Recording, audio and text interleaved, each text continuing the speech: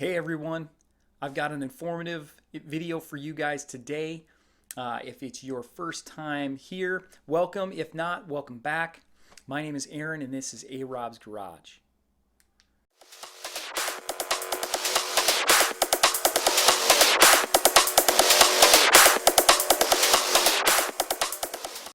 In today's video, I'm going to show you how I made grill inserts for my custom hood. If you haven't seen it already, check out my last video where I modified my stock Mustang hood to have GT40 style hood scoops.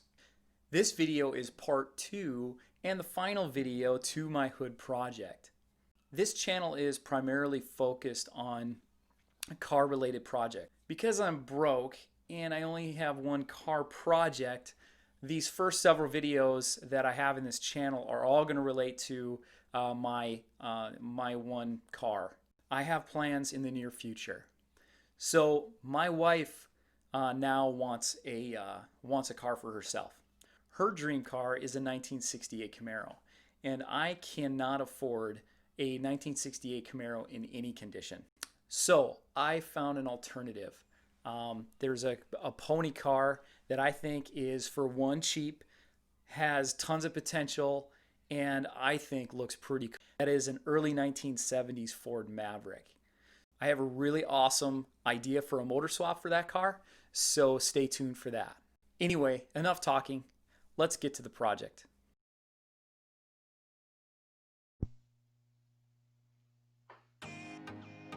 Starting with a small piece of tag board here. And the idea is that we're just tracing the hole of the scoop on that piece of tag board, and this will serve as our template.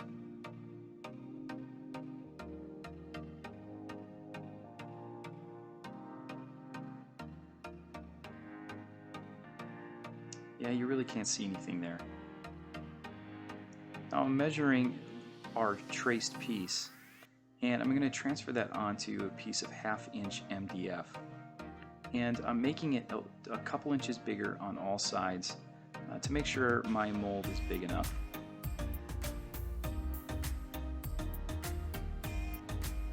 Now I am cutting 2 pieces to be the exact same size. It's important that they're the exact same size so that there's little to no movement when fitting the 2 mold pieces together. There's going to be a top piece of the mold and a bottom piece of the mold. And I'm going to save those scraps for later.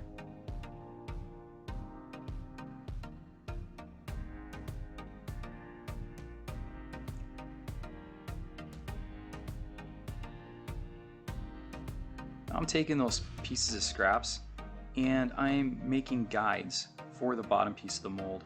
This will help align the top piece of the mold when it comes time to put the mesh in, and then also the top piece of the mold. This method is popular for people that make custom subwoofer boxes and then use the extruded mesh to make a really cool and custom look.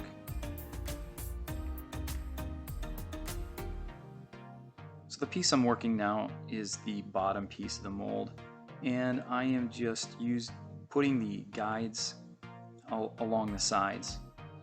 I'm using a bead of glue on all of them just to help keep the guides on, and then when I come back tomorrow it'll be a strong, sturdy mold for tomorrow. If I was just to use the nails here, it would not be very strong. If you bump it, it ends up coming loose. So I highly recommend, if you're going to do this, run a bead of glue along with the nails. You get a much stronger product.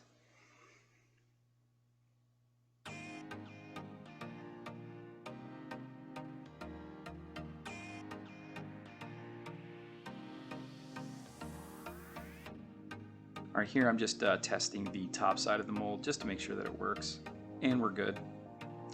Now I'm cutting out the traced piece of template. Sorry for the little scissors. I couldn't find mine, so I had to borrow my daughter's.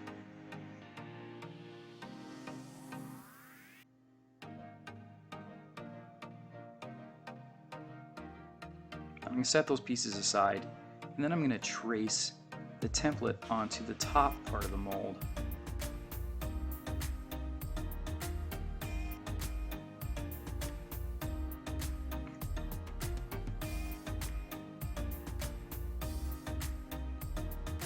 Now I'm going to use a hole saw just so I can get my jigsaw blade in there and get it started.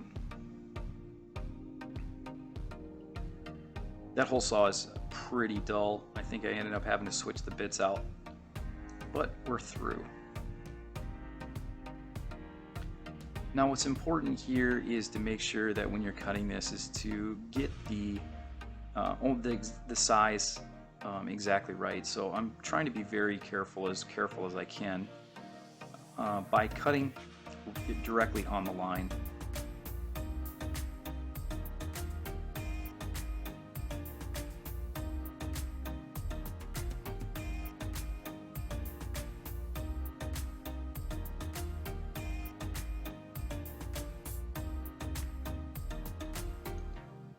Now I've got a piece of 1/4 inch poplar. This is just what I had around in my garage. So I'm just again tracing the template on that 1/4 inch piece of poplar. And now I am taking the fat end of a marker, tracing on the inside of the line all the way around. What this will do is give me about an 1/8 inch gap between this 1/4 inch of piece of poplar and then the space in between the top of my mold. This will give the mesh plenty of relief as it's being extruded. Now I'm drilling a hole, and then also now I'm cutting the line on the inside of the line.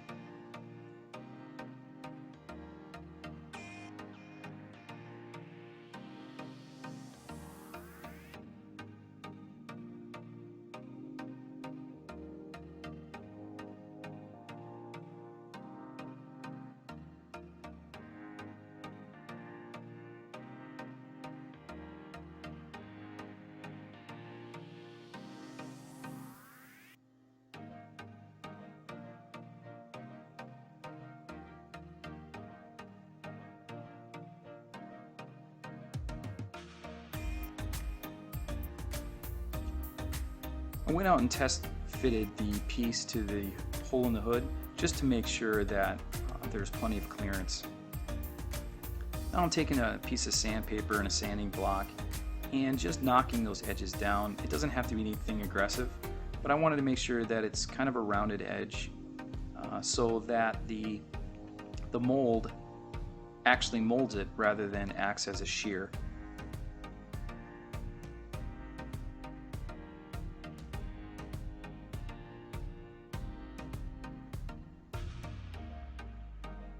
I probably could have used a router here, but it only took me a few minutes to knock that down.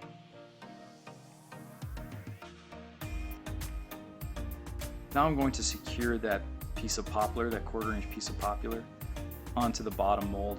So what I'll do is I'll fit that top mold in first, and then stick the piece of poplar in there, and then making sure that my gaps are properly aligned, I'll secure it down with the nail gun.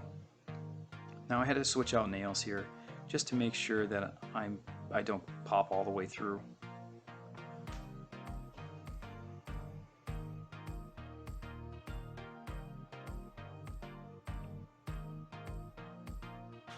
And the gaps look good.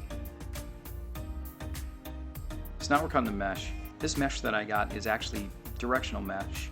So depending on the orientation, it looks different. So you'll want to make sure that eventually when you put it in the mold that the direction is in the correct place. Now I'm cutting this mesh almost to the exact same size as the mold itself. This will help prevent movement from when I'm actually forming the mesh.